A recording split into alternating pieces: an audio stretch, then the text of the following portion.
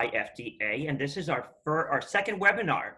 And we have Lee from San Sebastian, Spain, live to give us some Feng Shui tips working from home during this crazy time for all of us. I'm going to quickly introduce her with a short bio. Esli Wright is a holistic chica, designer diva, and eco advocate. Lee designs, writes, blogs, speaks, and collaborates about all things related to space and design for a healthier, happier, and more sustainable life. Classically trained as an interior architect with a minor in psychology, she always knew spaces impacted how people live. Her skills also include Feng Shui certification from BTB Master's Program, LEED AP, Green Leader Plus, many other holistic modalities, giving her authentically her own unique holistic approach. Lee has authored 3 books, of which I own, 3 books on Feng Shui design, plus offers retreats and workshops on sustainable living. She currently lives in Spain and works virtually with clients all over the world, as she's doing with us today. Everyone, welcome. Introduction. I think, though, you already know this, as I'm hoping and I think I'm recognizing a bunch of people in the tribe of IFDA New York that I already know. So hello, thank you so much for inviting me to be here. It's a pleasure. We're very excited to have you here, and thank you for making time for us and designing it forward, as I like to say. Yes. Well, we are in kind of a challenging moment in the world. You know, you guys are all in New York and that area, and I'm over in Europe. And even though I live in San Sebastian, Spain, I am sitting in Bordeaux, France at the moment, because the world has all turned on its ear. So I'm very happy to design it forward and try to help you set up your home office for success, people, because I'm recognizing that we might need a little bit of assistance. And if I can offer it to any of you, and hopefully one of my 5 Feng Shui tips will help some of you create a more stable, successful platform to run your businesses from, that's the goal today. Fantastic. We're all ears. Well, super. So I'm super happy to be here, and I'm really glad that we have technology that allows us to connect and collaborate, especially during this crazy time. You know, the global circumstances, you know, it's an insane moment in our history that we are in the midst of and living with it, and it's causing chaos everywhere, right? No matter how we may sometimes like to turn off, we know that we are in a challenging moment of time. And, you know, having escaped New York to try to get a better work-life balance a couple of years ago, I know you guys, we all are trying to deal with this work-life balance. Right now, your work has come into your home environment. I'm imagining that there's a bunch of challenges going on with having to deal with that. And what I really wanted to do is to offer some information. Lovely David gave my bio, you know, the kind of professional stuff. You know, I'm trained as this and I'm trained as that. A lot of you on this call are designers or in the industry. You have a lot of information, a lot of talent, a lot of know-how. All I'm going to ask you to do is to try to remain open, because the 3 most dangerous words in the English language, I know that. I am a victim of this myself. I am super grateful to all of my teachers and all of the studying that I'm doing, and constantly asking for people to remind me of things that I thought I already knew. So maybe a couple of the things I'm going to suggest to you today, you're going to already know that. But hopefully it's going to be done in such a way that it's going to make a little bit more sense and speak directly to you, so you can make that subtle shift. Something is going to make it a little bit easier during this so complicated, so difficult, so challenging time. Yes, David. I just want to say I'm victim of knowing it all. And you're recovering know-it-all? I mean, listen, but the wonderful thing about this is when I think I know it all is when I am enlightened and I'm suddenly hit with something going, I don't know it all. I'm so glad I was here and I got this advice. So onward. Yes, yes. I think that it's really humbling to admit that we're all kind of like recovering know-it-alls, right? Yeah. When I was younger, I actually really believed for a while I knew it all. The older I get, the more I realize I don't know. What I do know is I have 30 years of experience and a whole bunch of skills. Um, one of the things that I did was I have been running my business for about 20 some odd years, right? And the last 5 years, I've been working from home. So why I'm really, really feeling like I can stand up here today and tell you a couple things that you can do to help set up your home office is because I've been working from home myself That's right. for the last 5 years. So I've had to go through that challenge myself on how do you set up a home office, especially in a tiny little Spanish apartment. Let me tell you, it was challenging and I had to really dig deep to do it. So the 5 tips today that I'm going to share with you are really based more on the ancient art of Feng Shui. And a lot of you have already heard me speak, and a lot of you actually, I think even some people on your team are Feng Shui experts. So I'm not going to go into a great level of detail, but let me say that Feng Shui, the definition of Feng Shui from my humble perspective, is really about honoring how our environments have a deep impact on how we show up in the world, how we feel. It's the foundation for how we are stable or not stable, chaotic or not chaotic. So our home environments are super, super, super important for us and how we live in the world. And Feng Shui is one of the an art and science that gives you a sense of control. There's a lot of things we don't have control over. Right now is a perfect example of that. There's a lot of stuff we don't have control over, but controlling your environment just a little bit gives you a little bit more of that empowering feeling. And Feng Shui is a great way of doing it. It is about controlling mindfully and managing your space in such a way that it vibrates for you correctly. And there is no right or wrong. There is no black or white in the way that I approach life. And the way I approach life and the way I approach design is the same way. I'm going to give you tips, but I'm going to ask you to be open to listen to yourself, right? Listen to what's right for you. Take what's good, throw away the rest. Okay. So We're open and ready. cool. So the 5 tips. The first one is about creating boundaries. The second one is going to be about opening the flow.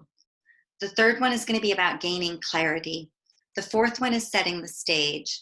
And the fifth one is about finding your balance. Okay. These are the 5 tips. So let me talk about the creating boundaries. This is a really important one, even for me as a person, needing to understand boundaries now is incredibly challenging. You're bringing your work life. Many of you don't work from home. Or if you did work from home, you didn't have so many other people sharing the space with you, right? So now your worlds are colliding. And now I'm going to suggest that you need to define some boundaries. And with that, find your zone. Where's your zone? Where's your work zone going to be? Your home is a bunch of different things. It's a place where you sleep, where you eat, where you take care of your body, where you communicate with your family, all of these things. And now it's also adding work. So the boundary with this, tip number 1, find your zone. Now, I recognize David and I were talking earlier, not all of us have the luxury of having the zone be a room. Right? So you still can find a zone. You still have to define where your space is going to be that you're going to work. Right? You've got to figure out that space. You need to make a commitment to it and say, this is my work zone. And with that, there is a guidance is some house rules. If that's your work zone, everyone else that's living with you and cohabiting needs to understand and respect that that is your zone. You're going to hear a little bit more about that when I talk about how to live in spaces and create a Feng Shui living room for living. But you need to really commit and say, this is where my zone is. Now, David, you had said something about how does that work if you don't actually have a desk? Was that right? What was your question? Right. Well, for me, for example, the other day I posted my dining room is one of the spaces in my home that I utilize. I use it as a dining room, but I also use it as a large table space for my creative juices flowing and sampling and sitting and drawing, where my music room is also where I have a desk and I do my bills and paperwork, but I certainly can't create in there. Yeah. So I have these two spaces, and I'm still learning how to navigate that. But that was one of our talks earlier today. Yeah, and it's so great. In a perfect work environment, we have different spaces for different activities, right? You would have your drafting table, talking about like a traditional old-fashioned designers, the drafting table, the area that you had your library, then you would have your computer where you would do your paperwork, so it's not a bad idea to have multiple zones depending on the tasks that you need to do. If you are going to use a dining table or a kitchen space that is normally used for something else, my recommendation is you need to, again, have some house rules about the timing, the bookends, the beginning and the end of when that space is no longer going to be used for family eating, and it's going to be used for a workspace. And I also suggest that we actually put a tablecloth or a table runner to kind of set up the stage in regards to saying, this is your workspace. Daily rituals are really a great way of doing this when you work from home. It's kind of hard when you're commuting from the bedroom to the bathroom to the kitchen to get your cup of coffee instead of going out, getting on the subway or driving to work and going to the cafe or the bodega. It's like, okay, I've just gone 12 feet to get my cup of coffee, and now I'm going to go to my office, which is like 3 feet over here onto the kitchen counter. How do you do that transformation? I suggest you have a ritual. I have my ritual, and it has a lot to do with having a nice cup of tea and setting down and setting everything up. And when I am in my normal space, I usually will set up and do an aromatherapy ritual where I will actually pick an oil for the day and I will light my oil. Rosemary's super great for kind of waking up and stimulating the mind. Lemon's really good for kind of clearing the energy, which is something I was using a lot before. During this time, it's really important to make sure that we're feeling fresh and light and clear, right? I love that idea because I always think of oils and scents and things like that at the end of my day, like lavender, to calm down and resolve my day. But I never think of it as starting my day. So thank you for that tip. Oh no, that's great. Yeah, and it is great for both, but I see it as a way to actually wake up. And the ritual is just doing something that is committing to, I'm sitting here and I'm focusing on my day. Yeah. And I think that that's really, really important. So the boundaries are, physical boundaries. Where's your boundary going to be? And it's also this kind of mental boundary of beginning of the day and the end of the day, knowing when you're going to start, because otherwise it all starts to blur together. I don't know if anyone else has been having that.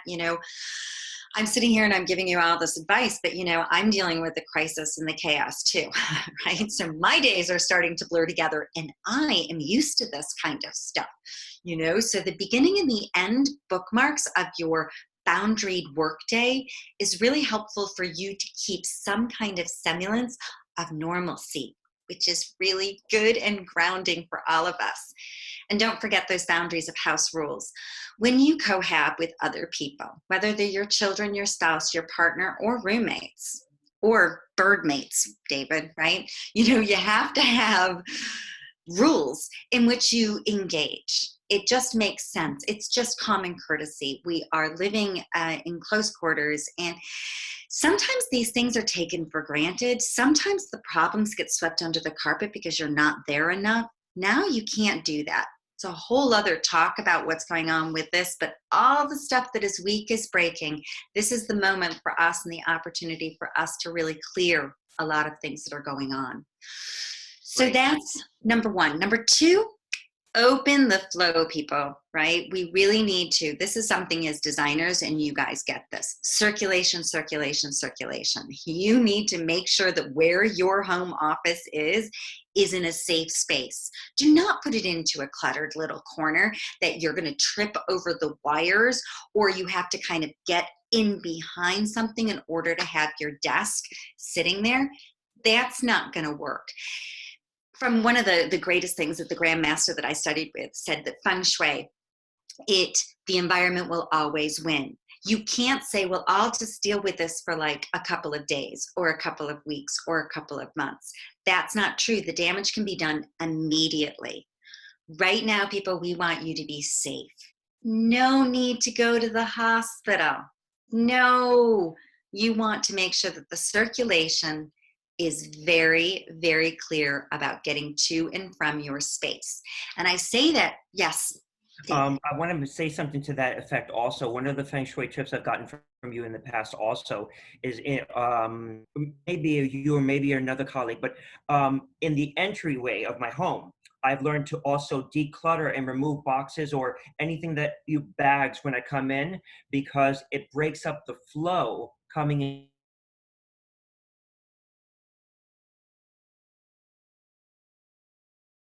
And it's interesting because right now, opening up the flow, making sure all of your doors are able to open fully is one of the Feng Shui cures. Just look, so many of us have stuff behind doors, right? And then you can't open the door properly. And that is just a real sign that you are blocking things. And right now, we don't want any blocking. We want no stagnation, no blockages. That just comes from the best visual I can give you is stagnant water tends to get very unhealthy very quickly. We don't want any of that. We want a lot of easy flowing going on. We are in a very tenuous health predicament going on. We want to make sure that we keep our immune system super strong and ourselves super grounded, and we want to make sure that circulation flow is good. You can do that with your space designers. I know you can. Think about it, and it does matter. Even if your home office is only going to be there for a couple of weeks, it still matters. Design it as if you were designing it for a client. So can we call it organize our chaos? Well, gaining clarity and setting the stage also is part of that. So yes, organizing our chaos is a definite Feng Shui thing, David. We need to organize the chaos that is going on always. Obviously, right now, it's worse, right? But we have a constant flow of stuff that's always coming into our life, right? Always, always coming in and needing to go out. And that is one of the key things with Feng Shui is making sure that there's an in and an out and nothing is blocked. The front door is the entrance to Qi coming into your space. And you don't want to have too much of that coming at you because that can overwhelm you and that's not good. So with the open the flow, another thing I'm going to say, open your windows. We are getting really scared and thinking that the virus is airborne. It's not going to happen, people. You need to make sure that you're not living in a box. An enclosed, stagnant space is not good. So make sure that there is some flow going through your space. If you don't have a window, get a fan. There's also ways of opening windows in other parts of either your apartment or your home to make sure that there's some natural ventilation going on. Don't be afraid of the outside. Nature is our friend, right? And the last thing is body circulation. Don't sit in one space the whole time. David, I love the fact that you've got two different areas that you can work in because then you're getting up and you're moving. Sitting in one space for any length of time can be very bad. So, wellness coaches talk about this all the time, making sure that you look somewhere else for your eyes, you get up and make a cup of coffee, you go to your bodega, which is just the kitchen, to get yourself that second cappuccino, whatever it is that you need to do, make sure that there's also that flow going through in your body. Go on, David. One of the things I did for this webinar is the last two I've done in the music room. This one I've done in the kitchen, which is off of my dining room, because it was so work related. I felt I need to be near the dining space and I have the natural light coming in. So I have all I don't know. I was just channeling this webinar. I love that you're channeling me. That's so great. And it is really great. And, you know, when I talked earlier about creating the boundaries and finding your zone, it can be zones, plural, right? Yeah. You know, depending on what it is that you need to do. Like, just like David, you've got an area that you actually do your paperwork, and you've got the area that's your creative zone. Super great, because that's going to force you to have open the flow and do the circulation, because you're going to be walking. Right? Okay. You know, one of the things I do is I find a way to stand. I like to work standing a lot, and I can write very differently when I'm standing.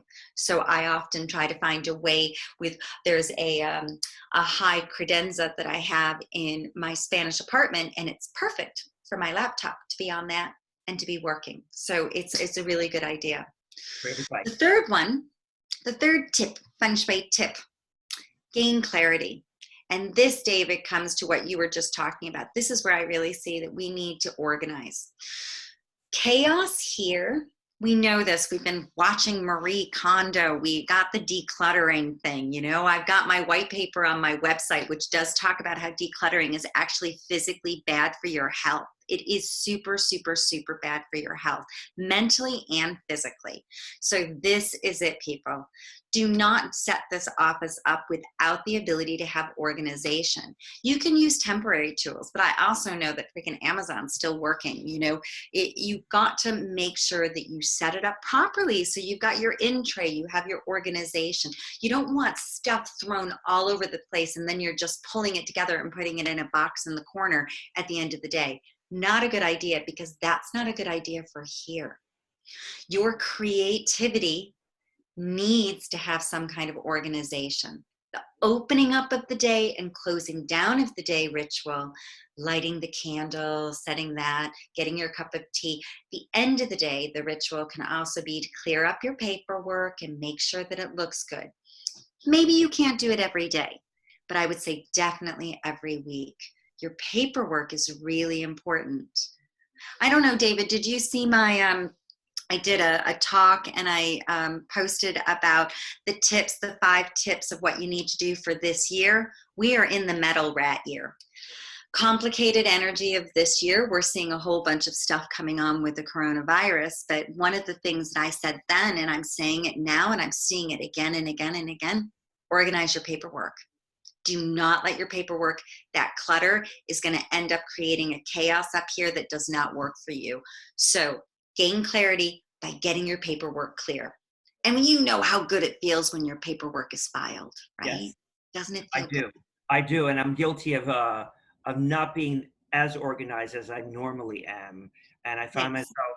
I'm glad we're doing this, because this has really given me a wake up call to keep that schedule, that routine going, which I've let go since we've been locked up in lockdown. And I've kind of lackadaisy attitude. Oh, I'll get to it when I get to it, and allowing myself to go through the motions. But I realize I've lacked that structure. It's normal, David. It's normal, honey. We are all in chaos, and there's a lot of stuff that's going on. And some of these tips you're going to be able to do, and some of them you're going to put on the to-do list. But what I knew from the beginning of this year, before we had the confinement, before all of this kind of went on its ear, the paperwork organization is a really key foundation that we don't do in our world today. In our modern world, there's a lot of paperwork that's necessary, freaking even if you don't have a business. But for those of us that have a business, oh my goodness, right? So you really want to make sure that you organize your papers, because it really helps you on so many levels. There's something very meditative and mindful about making sure that things are filed properly. And we all have different levels of this. I'm very, very anal retentive. You know, anyone that used to work for me, oh my God, I had like a filing system and would go completely crazy if it wasn't done. I'm a little bit more relaxed than I used to be, but everybody's got their thresholds, right? Of what's important and what isn't. So, you know, some people can find, you know, you look at their desk and it's a disaster, and you can find the paperwork very quickly. But I'm going to just say paperwork needs to be organized however it is that removes the chaos from here. Sure. Here's a Feng Shui tip as well. I'm going to say part of the Feng Shui is mundane. You move your desk. Part of it is actually what you do inside, right? And how you actually clarify for you inside. Here's something that is linked. Big thing that I do for creating success in an office. If you have a window or a window nearby, one of your office zones, clean the windows. Clean the windows thoroughly on both sides so you can see in and out. And with that thought process, the kind of reinforcement in your brain is to be gaining clarity. It's also to connect you with nature. It's also a very meditative thing to actually sit there and say, I'm going to create a beautiful environment for me so I can create a beautiful environment for you. It's honoring yourself and the work that you do by making sure that the space is clear. So gaining clarity is also about gaining cleanliness. Sure. I like the honoring yourself Yeah, mantra. yeah. And there is a fabulous book that I'm a big believer in. And this gaining clarity for me is Gary Keller wrote a book called The One Thing, and I highly recommend it. And it is a myth buster about being a multitasker, which was such an eye opener for me, David. I used to be such a multitasker, thinking that I needed to do it. But The One Thing is a great book that taught me that you can do one thing well at a time. So to gain clarity, tip number 3, I start every day with this question. What is the one thing that I can do today that is either going to make everything else unnecessary or better? Okay. And when you ask yourself that, then your day becomes much more focused, much more clear, and it's much easier to go from A to B. I could answer that question today with this webinar. This was Oh, the one thing I did today that can alter the rest of my day and week. and I love you for saying that, David, because here's also something, I love that, asking that question every day. I'm still also a recovering workaholic, right? But right now, doing one thing a day is an achievement. We have to learn to be really gentle with ourselves. This is not an easy time. We are all connected. There's a strong vibration of what's going on. We are in a global pandemic, a shutdown globally, right? We don't know what's going on. We are destabilized. So doing one thing a day, getting out of bed, taking a shower, getting dressed up, being on this webinar, if that's all you can achieve, that's good. There's no right or wrong. There's no judgment in regards to this, people. And I'm a big be gentle with yourself, because if you're having a difficult time focusing, that's normal. We are all having a difficult time focusing. We need to be gentle with ourselves. Okay. Which brings me to tip number 4. Set the stage, people. This is easy, right? We know this. You probably have heard me say this a gazillion times. Setting the stage for your home office, number 1 is you put your desk in the commanding position. Oh, I'm hoping everyone in this group knows what the commanding position is at this point. But if you don't, it means that you need to be in a position where your back is in a safe position, your front is facing the widest view. It's all about a sense of security and safety. So you don't want the door in your back. You want to be able to actually see the door in your front, and it gives you this empowering position. So the commanding position and the position of your desk is really important. Now we know if you have a dining table, not always can we actually do that. But the desk really, in a lot of ways, if you have to face a wall, not super great unless you put a piece of artwork. You want to have something inspirational in front of you. Mm-hmm. Not great to face a window either, because it can be very distracting for the energy. It's great to have yourself facing a kind of a bigger, broader vista, if you possibly can. If you can't, and your desk is in a complicated position, you can always private message me and I can help you figure out a way to put your desk, or to do a cure or an enhancement to balance it out, because there are ways. Yes. So I have a roll top desk on a 45-degree angle in the corner. To the upper right, I have an operatic poster, and just behind me, I have a window. How does that stand? And then to where's the door? And then the left side of me, I have a chandelier illuminating me. So I've got, artificial light and natural light. I think that, well, it's funny because one of the things of setting the stage was going to be about proper lighting. You Oh, need to have proper lighting. okay. It's incredibly important. And in a perfect world, it would be really great to have natural light and artificial light. You need to have a task light that actually is there for function. Your desk is a functional thing, right? The desk is there for you to be able to work. So you need to make sure that you're comfortable. You need to make sure that you're safe, and you need to make sure that you're not hurting your eyes and going through eye strain in regards to it. Which is Put important. your computer on black screen. There's a whole bunch of tips and things that you can do to like reduce the eye strain. Get a good chair. Make sure that you stretch and open up and get your body circulating, go with the flow, to make sure that it's not a problem. And make sure that when you're setting the stage, you have all the tools that you need nearby. Really, this is a home office problem I hear all the time. The printer is like down the hall in the closet. I'm like, seriously, people, what? No. If you need the print on a regular basis, if you don't need the printer except once a week, then that's perfectly fine. Only you can define what your needs are. But if you need the tool, get the tool and put the tool near you, right? It needs to Sure. actually be something that's, you know what needs to be in your tool chest. Get it, honor it, and make sure that you're honoring it. A trick I use, think about you're doing it for a client, right? Your best friend. I always say that. I always say when, if I do it for my clients, why wouldn't I do it for myself? And I always leave myself, well, it's like the carpenter, or, I always leave myself for the end of it, or I don't follow through on my mantra sometimes when I apply the rules to my own space. So thank you for that. Yeah, it is a good reminder, isn't it, to be as good to yourself as you are to other people. Self-love, self-compassion, incredibly, incredibly, incredibly important, especially during this time. It's a reminder to me. It's a wake-up call about our wellness, our global wellness as well. Okay, so And so tip number 5, kind of fun. This is really finding your balance. And Feng Shui is all about finding your balance and your harmony. And your desk, no matter where it is, you have the capacity of actually looking at things, whether it is Feng Shui can be used on a city, Feng Shui can be used on a town, it can be used on a house, it can be used on a room, and it can be used on your desk.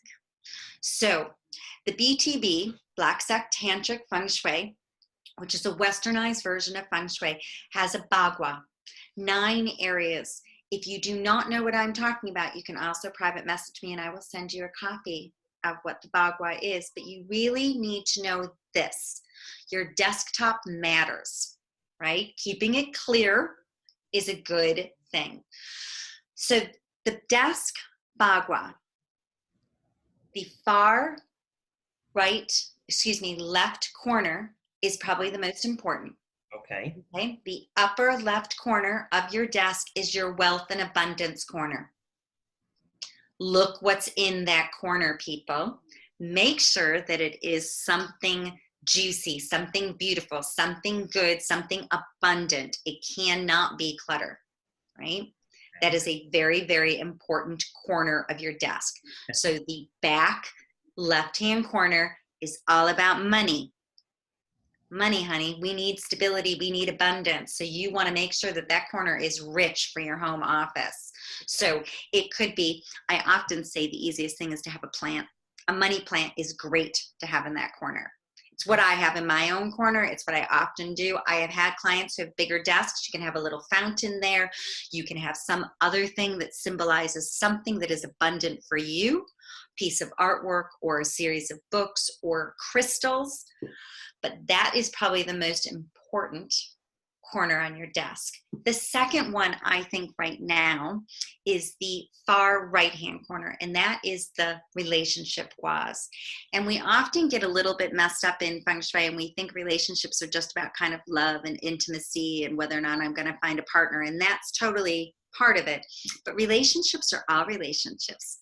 Our relationship, all of our relationships, our friendships, our parents, our siblings, our colleagues, and our lovers, our spouses, right? And our children, all relationships are incredibly important. And right now, having a harmonious thing in that corner is going to be really helpful for you and your family. And I always suggest having two bells, two crystals, two candles, whatever, something that gives a pair that talks about the unity. If it can be round, it's better.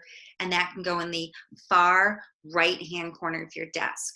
So the bagua of your desk is really important, but those two corners, super important for you to be conscious and intentionally placing something on it.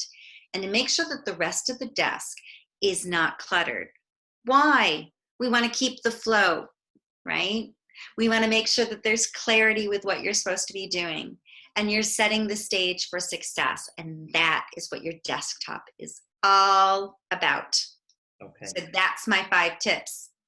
That's great. We like those 5 tips. And we are now going to open up the chat or Mike's questions for Lee. We have, let's see, we have about maybe 10 minutes or so that we can open up questions. And Jessica, our tech girl, well, I look at it this way too. If you're not, we've already basically said someone's mic is on. professionals with pounds in June. Okay. So to me, Jessica, can we get Doris? It would be a worse place to be. Somebody has your TV. Right? I mean,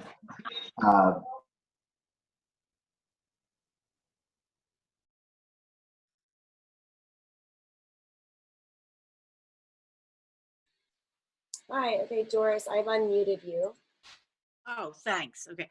I just want to make sure that I'm able to get an email, a way to communicate with you. If that would be possible, I would really appreciate it. I came to another one of your seminars. I don't know, was it the Shades or something on the West Side? And I bought your books, by the way. Okay. And they were excellent. Thank you so much. And this was very helpful. I'm in a small apartment, but I have like work things on my desk. You know, I have my clients on the left, and then I have all kinds of little notebooks with all kinds of projects information, and you know, more contacts, and then another project I'm working on my right. And I don't know, it's not a big area. It's just for my desk, and there's nobody else here. But how do I clean up and put a desk there? What do I do with the other stuff? That's great. That's really great to hear you ask that question. And it is often a challenge in small spaces to figure out where to put all of the stuff. But I believe that your desktop can be the stage for what you're working on. And all of the other things are like your tools. But having those tools in an organized fashion is probably more important than having them in one location. I say that they want to be within your zone so you can easily access them. And the key is to really making sure that you are putting like with like. So your active projects need to be in one location, and the older archived projects need to go somewhere else. Your information for materials or vendors or suppliers should be somewhere else. Once you put everything in its category, you can see how big it is and how small it is, what needs to be closer to you. And I would see it as a radius. The things you use the most need to be closest to you. And the things that you use the least can go completely into another room. Archiving things can be a really good idea to put things that you don't need access to completely away from your office. A lot of office spaces get cluttered because you have too many old things going on. And that's kind of a stagnation. You want to open up the flow, and that's where I'm talking also about organizing the paperwork. Does that help you? Yes, but you know, I could be working on one thing for me and one thing for, let's say, somebody I'm doing some work for. And I have his stuff over here and my stuff over here next to my desk, okay? And I can't archive his stuff, even though I'm really not working on it this second. okay? Because I'm afraid it's going to get lost, okay? And it's important because I did a lot of work on it. So any suggestion for that? Yes, I would say start thinking about doing some vertical storage where you can actually do the in trays of going a little bit higher and keeping the things that you are using or doing in that moment on your actual, on the desktop. But you can go for kind of a stacking in tray and put the things that you want to keep in visual sight, but you do not need to have on the desktop, the things that you aren't actively working on. And then you also can switch when you want to work on the one thing that is your client that you're only working on once a week, then you can actually switch the stuff out.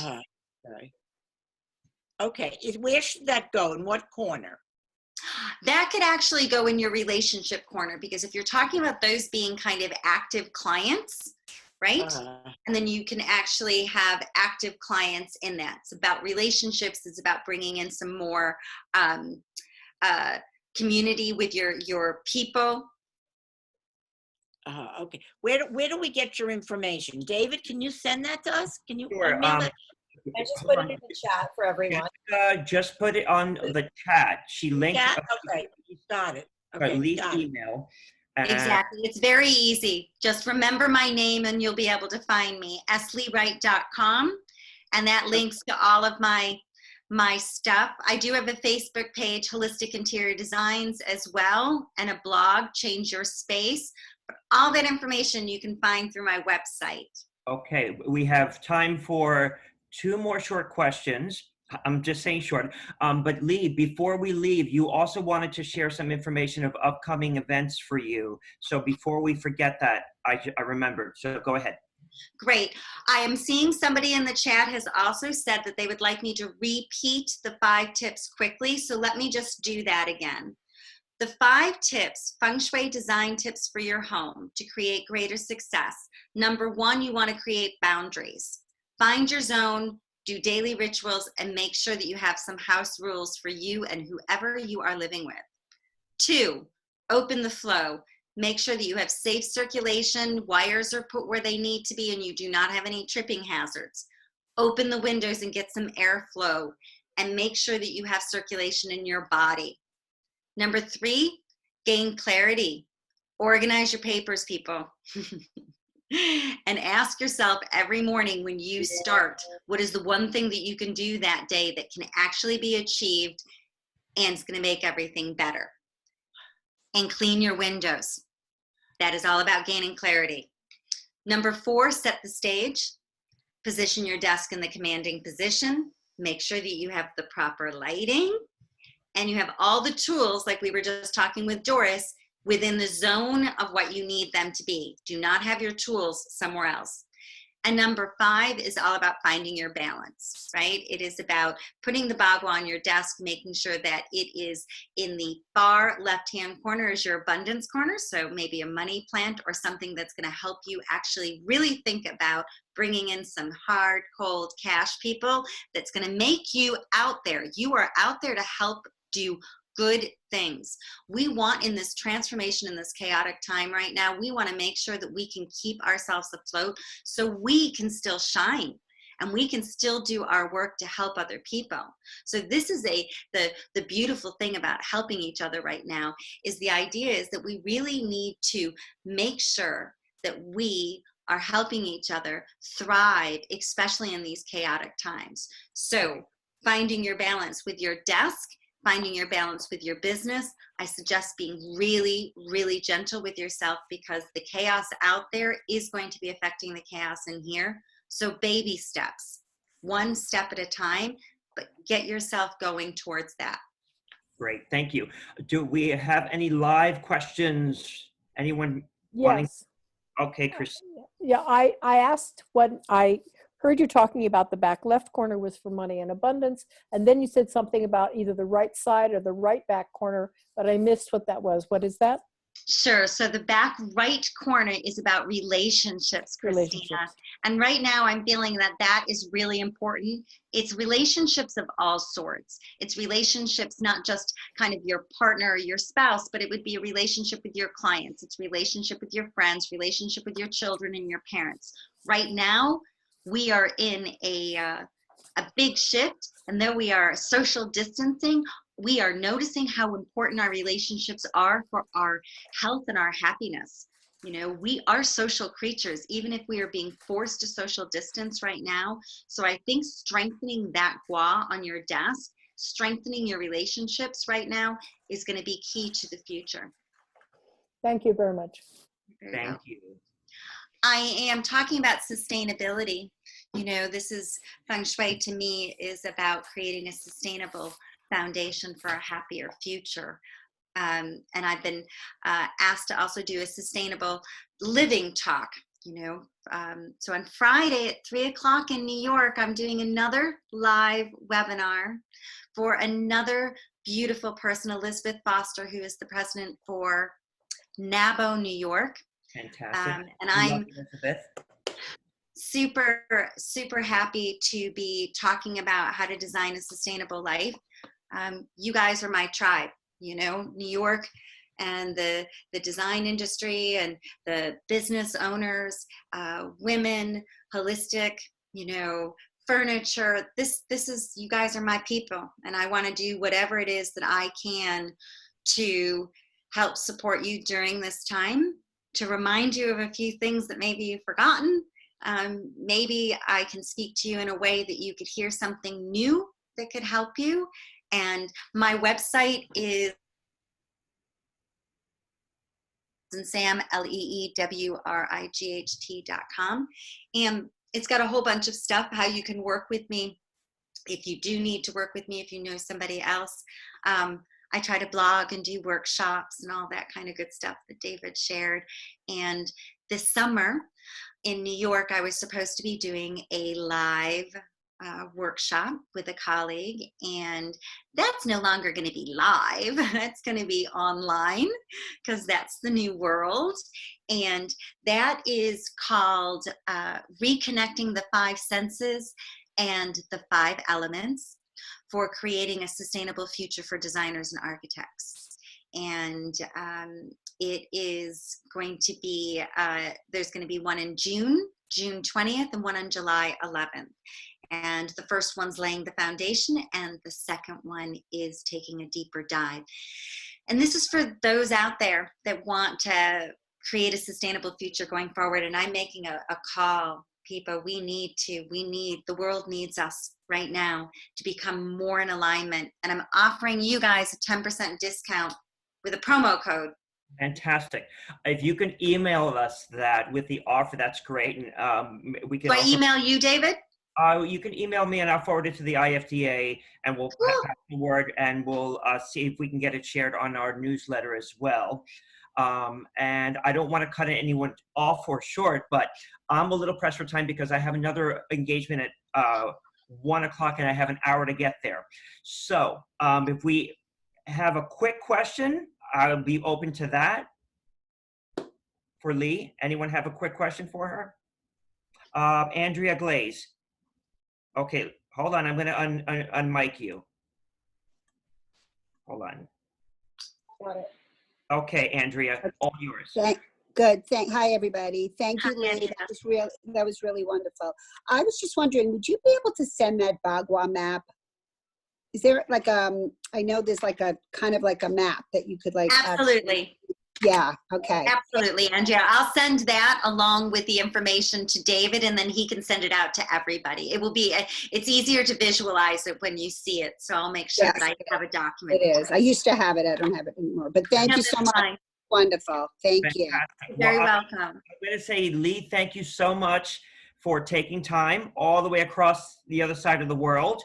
And I want to say to everyone, thank you for showing up. And I'm wishing you an IFDA kind of day. Stay healthy, mentally, physically. If you guys need anything from anyone here at the IFDA, feel free to just send us an email. If you need some help and support, we are here for you, and we're stronger together. So let's keep designing it forward and Feng Shui it up and make some design noise. Okay? That's great.